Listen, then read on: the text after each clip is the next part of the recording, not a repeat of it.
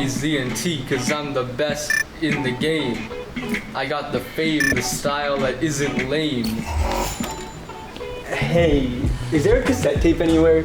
I sure do. This cassette is the best, I can attest. Best cassette in the east to the west. Yeah, I ain't a rapper. This cassette's dapper. I'm no capper. Okay, do you mind if I take that off your hands? Yeah, sure. Alright, thank you. No problem, bro.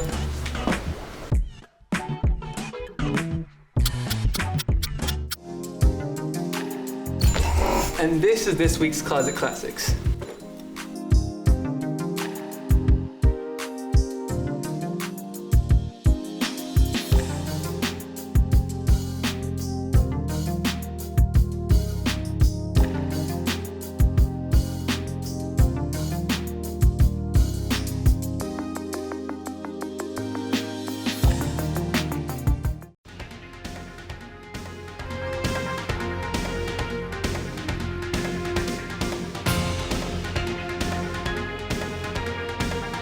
One night, didn't you? 18? Welcome to BNEWS Weekly Special Report. I'm Phil Gallagher, along with my guests today, two very special BCAT alumni. Katherine Ellis, welcome. Thank you. 2017 BHS grad. And TJ Horgan, 2015 graduate. Both alumni of BCAT. So let's start with you, Katherine, and tell us, when did you know you were interested in this type of business, in communications, etc.? As a youngster, when did you find out that you had interest? I feel like I've known like my whole life. I just feel like there's part of me that's always loved performing and being on camera. I grew up and I did like competitive cheerleading, I did theater. So just performing in front of people has always been something that just like sparks a fire in me.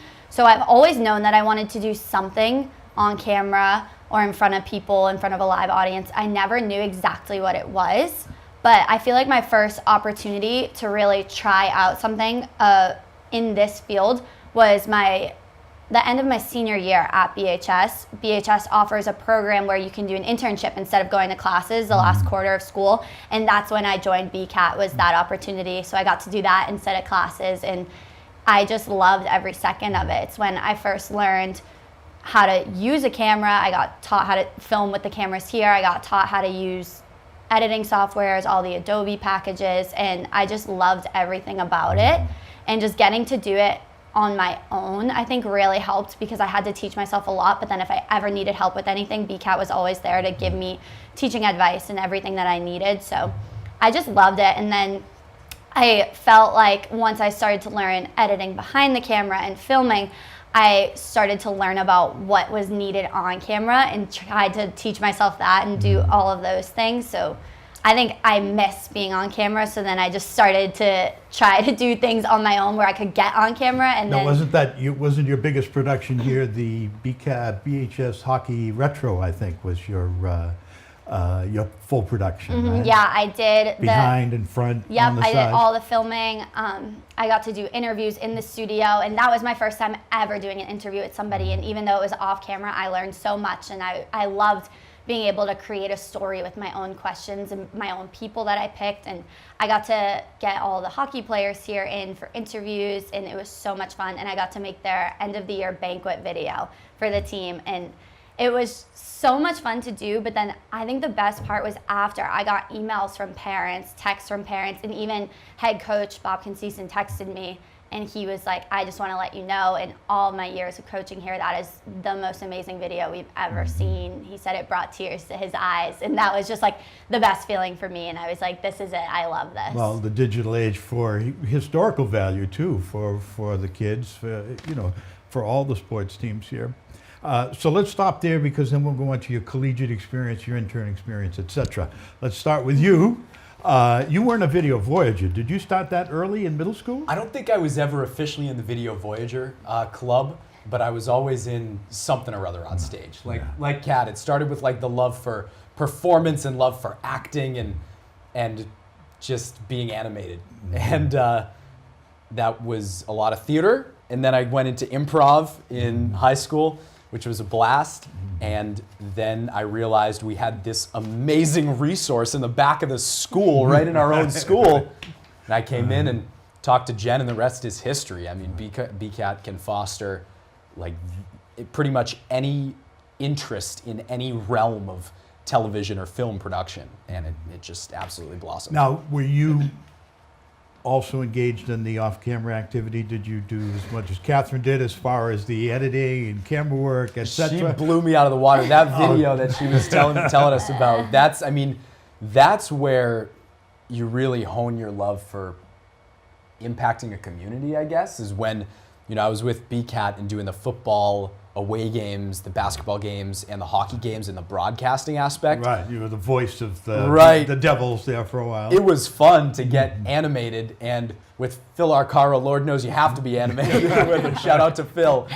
We had so much fun doing that, but it was when the kids and the coaches and the parents would come up to you and say, like, I'm so glad you're doing this. My family who, can't get to the game or whatever really loves to see that. And now that we're live streaming too, and putting everything on all the social media, etc., it's even more impactful. So now you graduate from high school and you're going down to Alabama. Tell us how that happened. Oh, I don't even think I exactly know how it happened, but like I said, I did cheerleading for a while, so I thought I wanted to go cheer at a big football school.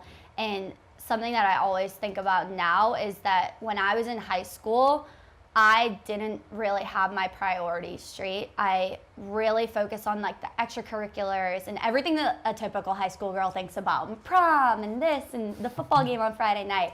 So nothing has changed because 50 years ago I did the same thing, although I didn't cheer. But I didn't put forth like my best effort in my academics, and because of that I didn't go to a school with a lower acceptance rate. I had to go to one with a bigger acceptance rate because I couldn't get into those harder to get into schools, and a lot of the big southern schools are easier to get into, and I wanted to try a big football school, so I went there, and I just had a big reality check when I was there, actually. I think it was like the turning point of my life was my dad got diagnosed with stage 3 colon cancer while I was there, and that was like a light switch for me. And I had to realize what I cared about and what I didn't really care about. And I realized that where I wasn't going to be able to be as successful as I know I want to be. And I just completely changed my work ethic. I finally put all of my work into school, and I made a promise with my dad. I was like, if you do your best to beat cancer, I'm gonna do my best to get into a school where I can be close to you. And for the first time in my life, I got a 4.0 GPA, and I made president's list all at freshman year. So then I knew after being there for a while, I wanted to try to get involved with the sports media industry, and especially for me, I've grown up in a hockey family. This was the place for me to do it. It wasn't in Alabama. There weren't a lot of outlets for me there, so I moved my life here. Thankful that I was able to realize that I needed to do well in school and get into a school that was in Boston that I could get into. Now, this was after your freshman year? Yes. So you were able to get entered into BU after that? Yes. I applied right at the end of my freshman year, and then I transferred to BU beginning of sophomore year. Right. And I got into BU, and my dad's cancer-free now. Right. So we did it together.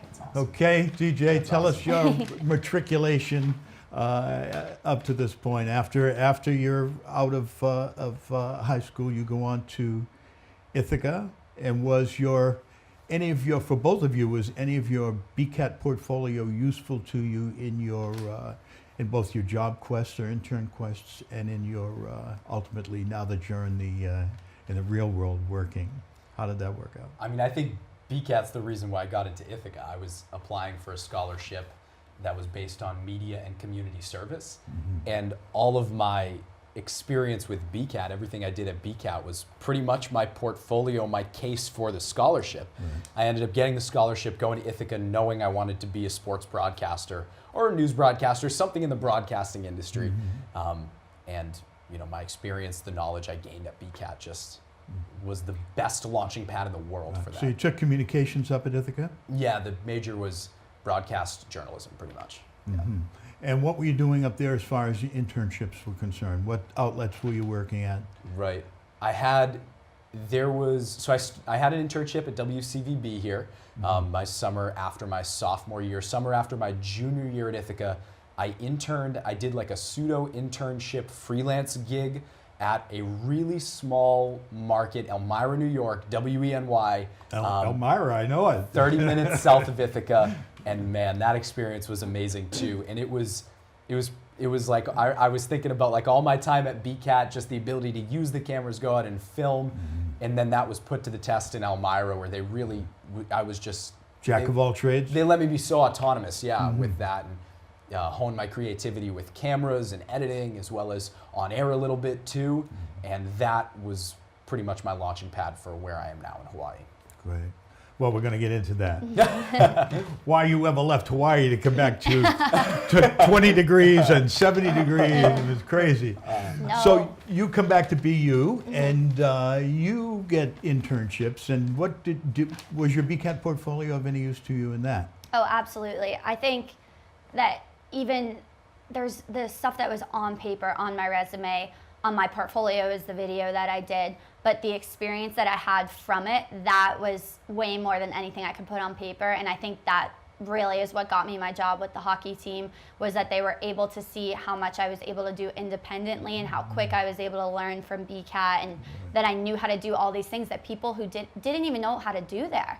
They were very interested in what I had learned about media and producing and editing. And when I got to BU, their hockey team's social media didn't previously have the type of video editing that I had been doing. They didn't really have like any hype videos or any year-end summary videos at all. No teasers, no trailers, no nothing. Nothing. It was all just paper, print ads, pictures. We have a game tonight. And I'm like, this is one of the top hockey teams in the country. There's so much room for improvement on what can be done on their social media. And that's really what I brought to my interview for the job. And even though I managed the first year, I told them that I wanted to do everything I could in addition to managing to help out with the social media. And I really did. And the first video that I did was a recap video. The team went to Ireland for Thanksgiving. And I just did a summary of it, and it got reposted onto the account. And it was just such great exposure for me and for them, because they had never done anything like that. And automatically, they have around 15,000 followers. 15,000 people get to see this side of the hockey players that they don't get to see on the ice. They get to see them exploring a different country on Thanksgiving, and it was really cool. So you're doing the whole ball of wax at this point. You're setting up your shots, you're positioning your players, you're writing scripts, etc., in the whole thing. Yeah, exactly. I had to do what I could that year in addition to what my job was. And I think they really appreciated that I was the manager and I had to do ticket sales, organize their meals, organize travel arrangements. And in addition to that, I was trying to help out their social media. And it wasn't a job requirement. It's nothing any of the managers had done before, but I wanted to do it because I knew I loved it and I knew that I could really help them. And they loved it. And I just did everything completely on my own.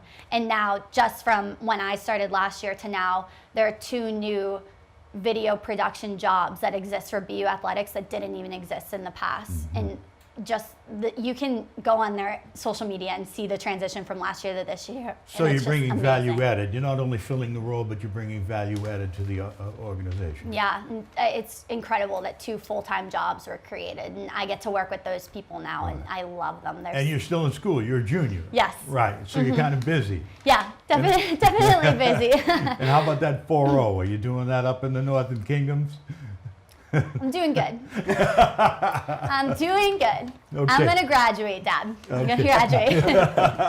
It's almost like riding a bike, like with the editing thing. Like BCAT will teach you how to ride the bike, how to edit, how to shoot, stuff like that. So when you get into positions like yours, and you just can learn how to be creative, right? You have to learn the basics. Right. You have to learn the basics before you can actually figure out how to be creative and monetize that and turn that into something big. And that's editing is one thing, but editing content is altogether, and creating content is altogether a different thing. It's such a learn as you go job. Somebody can stand there and tell you what to do, but until you're in control, it's completely different. And this year was the first year the hockey team even had a media day, and I completely organized the whole thing. I got all the shots, all the videos we wanted to do, all the pictures on ice, got spotlight crew to come in and shoot on the ice and shut the lights off. It was great. And I really think that I felt so comfortable doing that because I had to do the on-camera interviews with the hockey boys in BCAT. And that was completely my directing, my producing.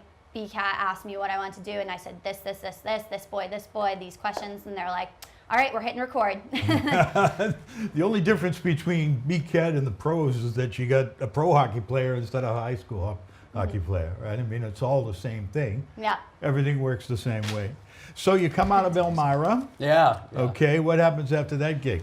The station in Elmira is actually owned by a small company called Lilly Broadcasting, and I was so fortunate enough to have been given that opportunity in Elmira that I asked them, you know, are there any other opportunities available at your other stations? They have a few other stations, one of them being KITV in Honolulu, and I was like, there's an open position, I want to apply for it, and talked to the news director, Janice Jin, who is just an unbelievable news mind. She's been around the block. She's been in the business for 30 some odd years. And the rest is history. I mean, Yeah, well, we're going to talk about the rest of this. Yeah. This is an interview program. Yeah. we don't just don't blow the history off.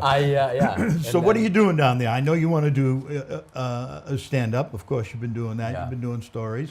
And tell us about the anchor desk. Not at the anchor desk yet. On the sports desk. On the sports desk. Well, that's an anchor, I've too. been there, yeah. You're almost, I'm the weekends anchor here. Pretty soon you'll be in a non-paid job. My position, I'm a reporter, and then, our sports director just left, Brandy Higa. She's been there crushing it at the sports desk. She just left, so I've been taking on a little bit more of an increased role when it comes to sports, which is sweet. I love sports. That's where I want to be down the line. So I've been doing that and the whole sports anchoring thing a little bit, and I've learned so much about timing, inflection, what to include in a show, what not to include in a show. You have 3 to 5 minutes max. Right. So the stuff you can include is very limited. So how do you engage people? It's basically like a numbers game. How do you engage people with a lot of content in a little time? And you're writing your own content, I presume. For sure, yeah. Okay. Do you have a producer that works with you as well? We're the producer in the sports. You're We're it. the producer, cameraman, writer, and then we Edit, go on air, editing, etc. all that. And what do you have for a deadline? Every day there are shows at 5, 6, and 10, and usually those are the shows I contribute to. Right. And you're doing stand-up on regular island news as well. Yeah, news is such a cool experience. Learning so much in news. It's such a fast-paced environment. I could be working on this great story, have these awesome interviews, and be ready to go edit it, and then at the drop of a dime get a call, hey, breaking news, you got to go here. And Jump in the change truck course like and you that. shoot up the satellite thing, the whole 9 yards. Yeah, that. I haven't actually had to drive that one yet. They have these little live boxes that are like this big and can attach to your camera, and you can go live from wherever. Really? And feed it back, yeah. Really, that's the new stuff, huh? Seriously.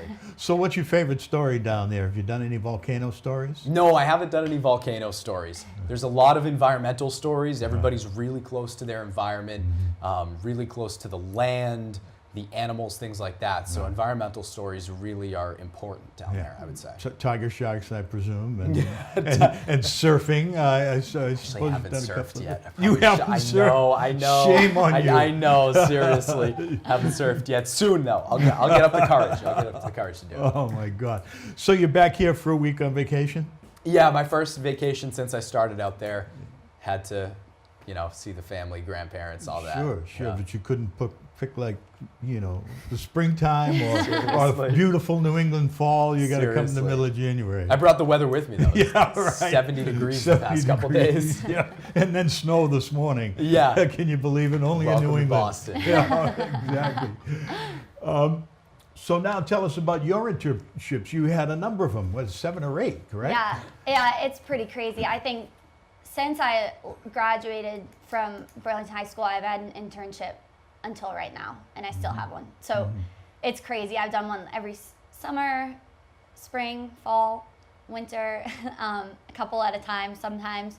So even just this semester while I was full-time student, ringside reporting for Boston University, I also interned with Boston 25 Sports Department. It's WFXT, is that what Yes. that? WFXT, these call yeah. letters, yeah. And Okay, but you did some before that. Tell us about those experiences as well. So my very first one was with Bottom Line Technologies, which is a business company. And it's so funny that actually the same exact thing happened there that happened with Boston University Athletics.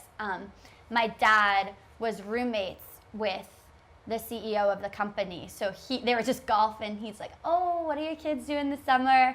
And I didn't have a job. My dad's like, oh, Catherine's just tanning by the pool. And he's like, bring her in. We'll give her a 3-week internship and see how she does. And I went in for 3 weeks, and I made a culture video for them, which they had never had before. And I interviewed employees. Was that for HR when you say culture Yes. of the firm? Yes, exactly. Okay. And it was to put on their LinkedIn page to try to attract new people to the company. Prospective employees, sure. Exactly. And at the end of it, the CEO, who is my dad's friend, I had a meeting with him, and he's like, we can do these here? He's like, we have the people to do that here. We don't have to hire other people. And I'm like, yeah, I worked with the media team. I used their equipment. And he was like, wow. And they actually extended my internship 3 more weeks and then extended it for the rest of the summer. Great. So that was great. It was fun to try to get into a new environment that I hadn't been in before. And then after I got to do that, I realized that I love doing the filming and storytelling, but in a business firm wasn't exactly what I wanted to do. So, but still, the same skill set that you would do in stand-up or you would do in managing applies to all areas of business, not just in the entertainment field or in the ad field, but here in a case in HR, for instance. Yeah, and I just learned so much about the professional world. And I always say, even though I did so many different things that I wouldn't do again, I'm so glad that I did them, because it helped me learn what I did like, doing things that I didn't love. And I'm so grateful that I did them. Every little bit helps in one way or the other. That one, I can take all the professional experience I learned from it. And I was in a company that didn't even know that they could do those types of videos. And now, again, at the end of my internship, they job posted full-time director of videography at the company. So it's just so funny that even the most successful companies have no idea like the potential of content they can be producing. Right. And now with the number of what's Belichick call it, snap face and Snapchat. Yeah. And I don't even know them. I know we do Facebook here. We do Snapchat. We got to make you a TikTok, Phil. TikTok, yeah. I don't think so. I think I'm beyond, that thing about teaching an old dog new tricks. It's true. Trust me. So now, what's up next for you? Okay, you're down there. You've been there for... Been there for about 7 months. 7 months. Since June. Yeah. And like I said, I'm gaining more opportunities in sports, which is sweet. I'm learning more every day, making new connections. Learning how to build a network down there more than I ever have in my life, because a lot of the onus of, generating story ideas and keeping your ear to the streets, I guess, for lack of a better term. Tips and you're extending your contacts within the municipal community, etc. Right. Yeah. It's very. Yeah. I'm just learning so much. Yeah. And what about next? What's next? You keeping your eye open for? You're going to be in Hawaii for a long time, or are we thinking L.A.? We thinking New York? We'll see, man. We'll see. I'm loving KITV in Hawaii. I am. Good. We'll send that clip. We'll send that clip down to them so they send it to my GM. Yeah. Get him a raise. Yeah. Don't forget the things you say here. Can be transported around the world. Okay, well, you're a junior now, so Yes. you've got this gig. You're making some money on it. You're producing all of this stuff. What's your step in? I presume your major is communications. So what Yes. exactly is it? What's the It name is. of it? It's mass communications, yes. Okay. So what's the plan? Day by day.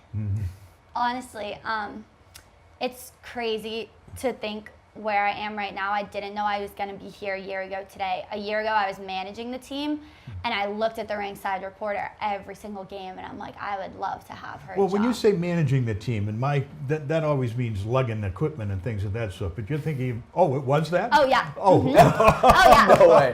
Yeah. Oh, there's a picture of me. It's hilarious. It's me in the garden, and I have like the grocery bags. I have one of the goalie bags, and I'm literally like, and it's like that sums up the whole job. It was crazy. You were the showrunner of the team. I had to organize all these meetings and their schedules, organize the food, ticket sales. Basically, it's like the jobs that nobody even Nobody thinks else twice. wants to do. No one else wants to do. Yeah. But it's also all the stuff that nobody thinks about. How does this get done? I'm like, oh, it was me. Yep, Yeah, I did all that. So that's like, it's not a paid job. It's an internship, but like the experience and the people I met and the networking from it is absolutely priceless. It's 110% worth it. And the only reason I didn't do it again was because I got the ringside reporting job. And I knew that that's what I really wanted to do. And like managing, I gave up my life last year. The girl who went to a fun party school in the South, I gave up my whole life just for my career for last year. I didn't go out anywhere on the weekends. I was in the rink at least 3 to 4 hours a day, every single practice. I traveled with them. You traveled as well. Every single game. Yep. Right. Yeah, I missed Thanksgiving with my family to go to Ireland with the team. Oh, what a sacrifice. I know. But it really was a big sacrifice. But it got me the ringside reporting job because they were looking for somebody, and the person in charge of hiring was like, there's no one that knows this team as well as Kat does. She knows all these guys. She knows the ins and outs. She knows our story, our coaches, everything. And even now, the guys will say to me, like, we love that I'm best friends with all of them. And they're like, we love that you're our ringside reporter because they feel so comfortable talking to me. So it's so much fun. And so definitely hoping to continue it next year through my senior year, and we'll see where the future holds. I mean, who knows? I didn't know I was going to be here this year, so I don't know where I'm going to be next So year. I presume you're maintaining completely your portfolio digitally so that you can show the world when you're ready to break out. Yeah, one of the best pieces of advice that I got, I was interning for NBC Sports Boston, and the cameraman said to me, we didn't have what you guys have now. They didn't have the YouTube, Instagram, all this stuff. He's like, use it to your advantage. Document everything you do. And that's really what I've tried to do throughout my internships, is take videos of it and start posting YouTube videos of it and Instagram clips of it. Just so not only I remember, but people see that and they're like, wow, she did all this. This was such hard work. And you can say you did all this stuff, but people in the media world want to see it. I want to see it. And now that you can buy a 5 terabyte hard drive, put all your stuff on there digitally, and you know the whole world can see it. I have every single thing that I've shot since BCAT to right now on a hard drive. Right. Well, I'm starting to change mine to digital back from 1982, so we'll see how that goes. Don't you have a goalie in your family?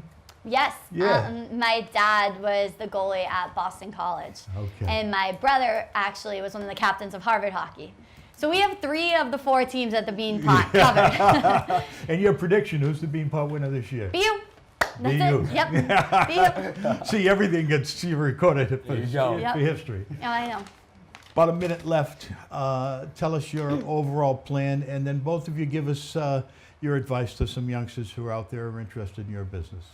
Overall plan is to work as hard as I can every single day and do what I think matters to the community and what does matter to the community. And that's that always works. Make a difference in whatever way I can. And advice, I mean, to put it simply, work hard and be nice to people. It's not much harder than that, but also don't be afraid to make mistakes. Yeah.